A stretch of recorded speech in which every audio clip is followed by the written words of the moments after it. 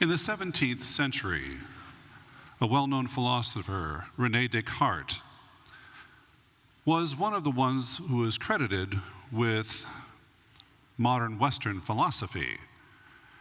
And in school, of course, we took some classes in philosophy. It's one of our degrees.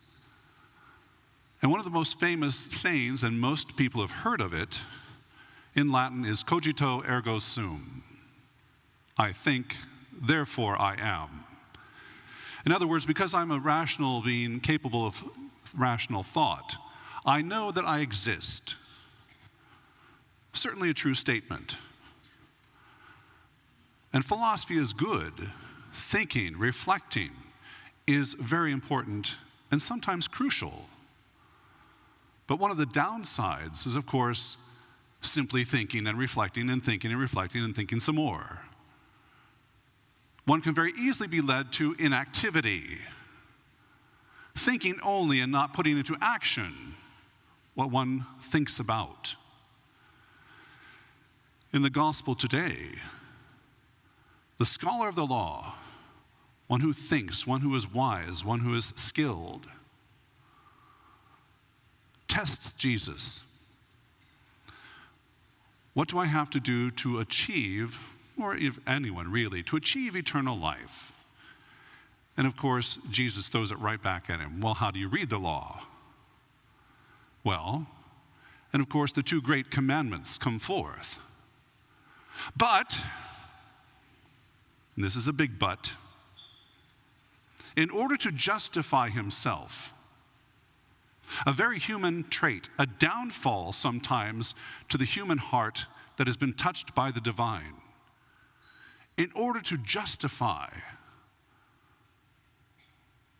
he asks the further question. So then Jesus, who is my neighbor? And Jesus proceeds to tell the parable or the story of the Good Samaritan. Now this had to really ruffle the feathers of all the Jews, the scholar especially, because the Jews and the Samaritans did not get along. And especially when you call one a good Samaritan. Because in the parable, you have the Jewish priest and the Jewish Levite on their way to temple, on their way to worship. They know what the law says. If you reach out to help someone, you are defiled. You cannot enter the temple for worship on the Sabbath. Hence, Jesus presents a man who's fallen victim to robbers, one who truly is in need, great need of compassion and mercy. And they simply go as far on the other side as possible to ignore helping the one in need. They know what they need to do. They're on their way to the temple. But God has presented them a moment of grace, an opportunity to grow in their faith and understanding, to widen their scope of understanding of what God asks of us, and not merely following a few laws here and there, but to take the good of the law and multiply it over and over and over again. Take the good and make it better. It's all too easy to know what to do.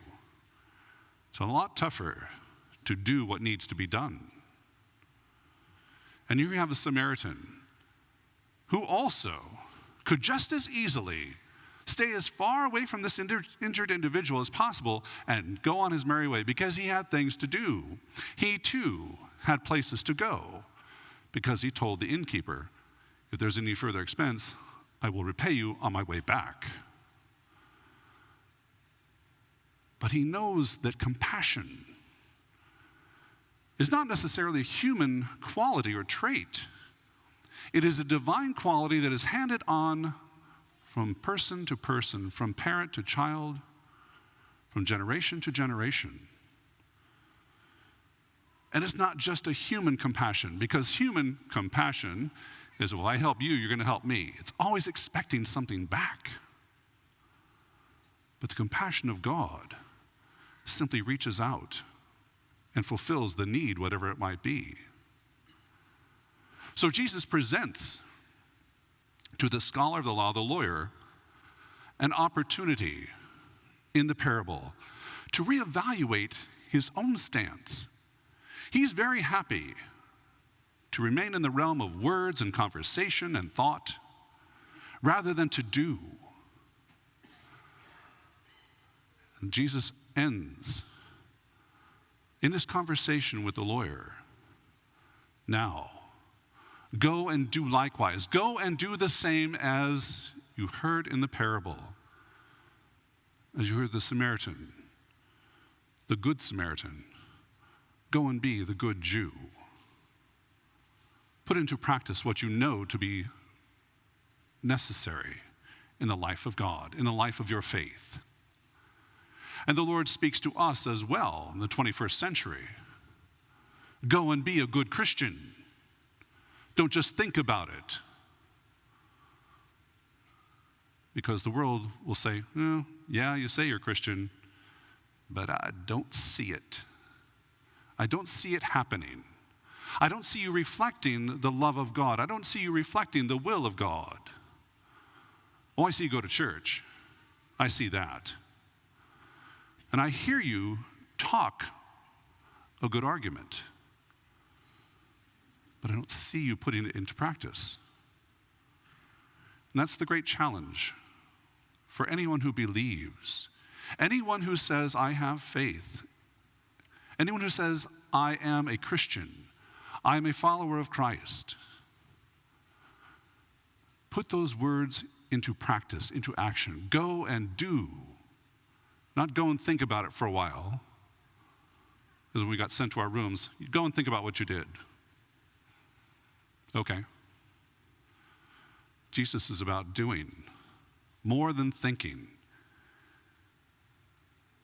And he asks us as his followers, if we truly are faithful disciples, faithful Christians, we will go and do in his name. Not for our own good, not what we can get out of the situation. Perhaps the moment of grace that we enter into will increase our faith, strengthen our faith, give us a renewed sense of hope. That's a bonus. But what we do for Christ. What we do in the name of Christ. Otherwise, they're just mere words. Christian, disciple, follower of Christ. Make them a reality. Go and do likewise.